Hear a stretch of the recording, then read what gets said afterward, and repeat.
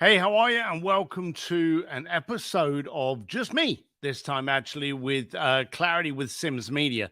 As many of you know, I've just got off of speaking at the Traffic and Conversion Summit down in San Diego, which is called the Comic-Con for Marketing and Branding. I was one of the headline speakers there.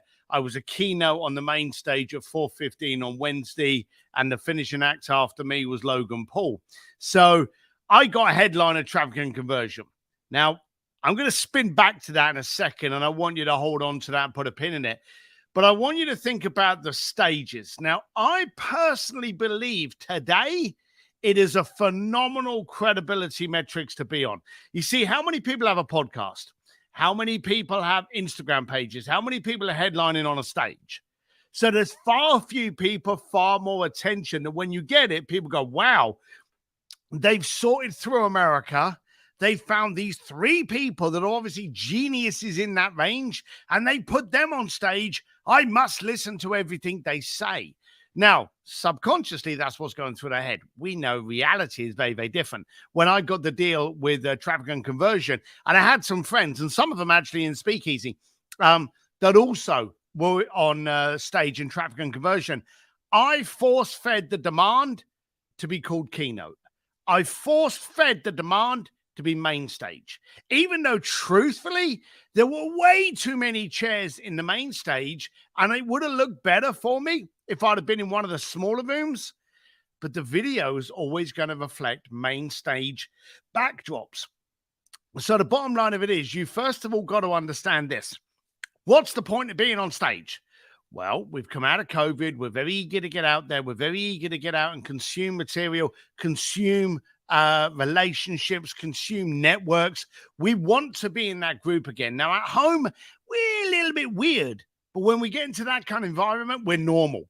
Okay, so we want to hang around with people that share the same desires and aspirations and goals that we can feed off to make our goals even bigger, and we can discuss them with people that won't poo-poo and laugh at our dreams.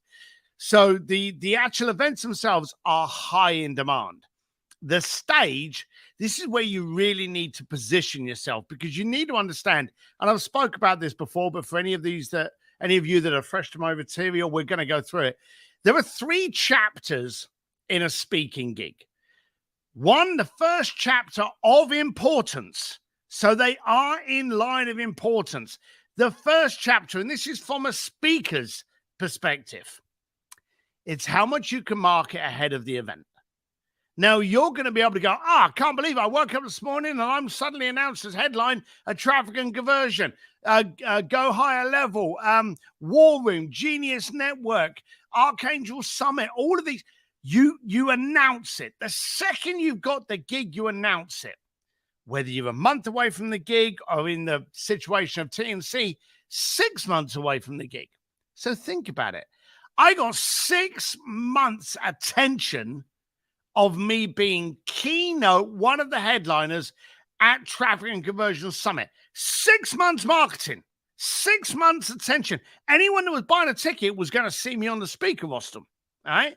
Anyone that's got an event going on would see that I was picked by TNC. So, hey, I must be something good. I got 6 months and millions of views of my position in San Diego. Chapter 2, after the event. Suck, fall over, forget your words, whatever. There will never be a day that you can take away from me that I was a headline act on the main stage of Traffic and Conversion, the largest marketing and branding summit pretty much in the planet. You can't take it away. All right. So I've got that accolade. I boast about me speaking in Harvard twice, spoke in the Pentagon once, headline Traffic and Conversion. Those things never, once you've got them, they're your stars and stripes. And then there's the third chapter, the actual speech. Now, that third chapter is split into 2. Let me explain. So you've got to focus on delivering content that is going to make the people that had you very, very happy that they picked you. Okay. So you've got to make sure you deliver. But think about it. Millions of people saw you before you went on stage. Millions of people are going to know what you boast about afterwards. 400 to 5,000 are going to actually see you. Okay. Far, far, far smaller number. But you've still got to be good because, as I said, there's 2 sub-chapters in the 3rd chapter. And those 2 sub-chapters are, who are you talking to? Now, I went on the main stage. I'm going to be completely blunt with you. It's a strange event. For anyone that's been there, you know what I'm talking about. They have, at any one time, about 6 or 7 other speakers going on in and around the area. So you're competing for some of the eyeballs of that entire network, okay?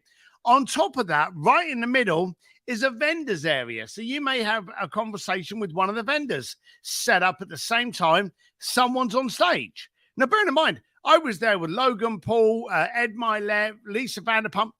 The arena was not packed by far. In fact, it wasn't even a quarter packed, okay? And when I was on, it was less than that. Okay, being completely honest with you, but that won't show on the video. Okay, so you need to deliver the content to the people in the room, but you also, chapter 2, need to understand that you're talking to the audience that are now going to watch it on video. And they are going to get what they call a scalp shot. They're going to see the camera's going to go just over the heads. You're going to not notice that there's actually empty seats. You're not going to notice that there was only a quarter of the amount of people to fill in that auditorium. You're not going to see that. As far as you're concerned, you're going to see the main stage, all of those jumbotrons, all of the screens, all of the TNC banners. You're going to see all of that and go, wow, main stage, and think you're actually talking to 50,000 people. Was not the case. Okay. So whenever you go and you speak at an event, you got to think to yourself, okay, who am I speaking to? Is there a massive crowd? Is there a massive attendance that are going to be viewing it afterwards? Is there both?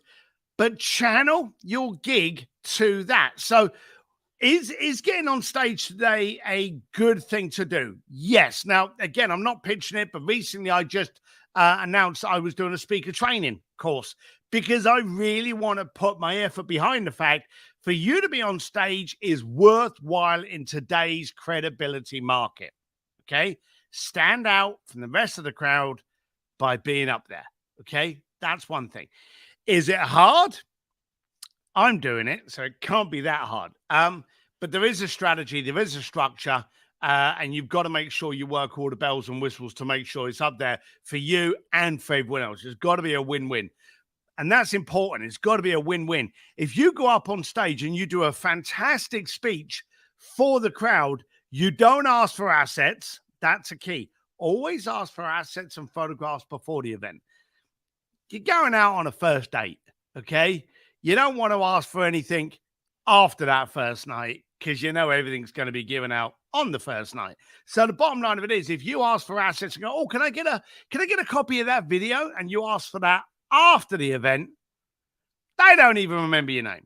Now, I'm sorry, events, but you know what you're like. Once you've got through that event, you're on to the next one, okay? You know, hello, thank you, the money's on the desk. That's how you feel if you're asking for things afterwards. So when you get the gig, you go, thank you very much for the gig. One, I need graphics. I want to be able to promote it to my network that I'm actually speaking on stage, okay? Marketing created by them. Nothing better than having somebody else tell everybody else how brilliant you are. So get them to do the assets that you can go, oh, look at this. I'm with Blur. I'm with it. And show off who you're actually with. If you don't like the graphic, send it back. I've seen people before where they've actually posted graphics of an event that they're speaking at, but they're not on the graphic. Okay. You can easily go back and go, hey, do you mind doing a graphic where my people can see my involvement? So it makes it easier for me to get their bums on your seats. Every event in the planet has one interest. Someone's bum on that seat. Primitive as that. Okay. You become part of that marketing if you can help that. But you can only help that if you've got the appropriate assets. Okay. So ask them for the assets that reflect your involvement. Start marketing it out there. Ask them, what's the ETA post the event for the video and photographs? Don't ask them if I can have it. Hey, just wanted to clarify, what's the ETA? How long after the event will it be before I get this? Do not ask, assume, request, okay, require, whatever, but that's how you do it. So you always want to ask for the assets. You always want to try and get the main stage. Then when you get to the event, if there's not a lot of people in there, Still make sure the content's delivered and you got the eyeballs of the crowd, but understand you are now working with the camera, okay? As you walk on stage, where are the cameras? The camera's over there, okay? Camera's over there, so stop looking over here. Look over in that direction so you know for a while the camera's going to get a good shot of you. Be smart about that. These assets can last you for centuries. And I've missed out on a lot of them. I only know the stuff that I know now because I fucked up ages ago when I should have learned it. So I'm trying to help you get your assets so that you can put them into a sizzle reel and they can see you walking onto one of these stages, and it really, really will help you put that out there. Again, if you've got any questions, put them below and I'll come back and I'll answer them. Once you're on that stage, you've got the assets, then the next step post the event is to do a, hey, I'm so thrilled I'm here. This is absolutely fantastic. I was hanging out with Jim Quick, Ed Milet, Roland Frazier. You make a thing of it. You get other events to notice how courteous you are of the event you just spoke at. You're marketing that event even when you've left the event. Marketing companies want to see this. Events want to see that. So do that, and that's how you get on the stages. Now, if you're thinking, how do I get on a stage? The first thing you do is stalk people that are actually speaking on the stages you go to. And if they're friends of yours, reach out and go, hey, who's putting on this gig? And could I be one of the D list? Look, you've all got to earn your stripes. I've done 3 gigs. You've got to earn your stripes because you've got to get the footage. Now, here's the thing. Just because you're D doesn't mean you still don't turn around and go, hey, how long after the event before I get the assets? Assets, assets, assets. Tattoo on inside your eyelids, on your tongue, whatever you like. But make sure you get the assets, because what you're doing now is the marketing for the future. And again, when you go to an event, do backstage. Do little meet and greet videos and little pictures. Show people an insight of Speaker Life. You'll often see me doing little postings of the green rooms, which for one aren't green and 2 aren't very luxurious. But that's the kind of thing people want to see. They want a little peek into it, and you can be that peek into it. Wanted to keep this one a little bit short for you, but the bottom line of it is you need to be on stage. Now, we haven't spoke about your message. We haven't spoke about structuring a presentation. I've been asked, should we be on stage? And I've answered that question, hell yes. The next question is, can you monetize it? Do you have something of impact to share? Now, are you going to go up there and sell your hair products? That ain't cool. If you're going to go up there and show people how they can look good, that's cool. And a byproduct of that is that they should get your product. That's fine. But you want to get up there, and this, I kind of hate the word speech, because a good speech is no longer a speech, it's a conversation with the audience, even if they're not actually talking to you. And what I mean is, if you're having a conversation regarding a problem that they've got in their head and they're sitting there going, this guy knows the answers to this, I want to pay attention to him. You're having a conversation with them, even though they're not talking to you. So you want to make sure that your speech is actually a conversation to the problem that your audience is going to have. Get up there, start answering that, get the credibility. And here's a big thing that I see a lot of people do. Build a catch. You've got to build a catch. At the beginning, go, hey, you're going to really enjoy this presentation. In fact, just email me to here, and I'll send you a copy of it. Oh, by the way, I know you're going to want this. Just take a picture of this QR code, and then when you get home, scan it and then send it to me, and I'll send something. Catch the data. Don't wait until the end. Who sits around at the end of a movie and watches all of the adverts? Who watches all of the credits? Who looks at the back of a book to see where it was published? Nobody does. So catch early, catch strong, catch in the middle, and tell them why they don't want to forget to get on your list just before the end. In fact, say, hey, I'm really hoping you enjoyed that. I've got one more thing for you. But again, as I said earlier, for this slideshow, you just text it over. Great. And here's the trick.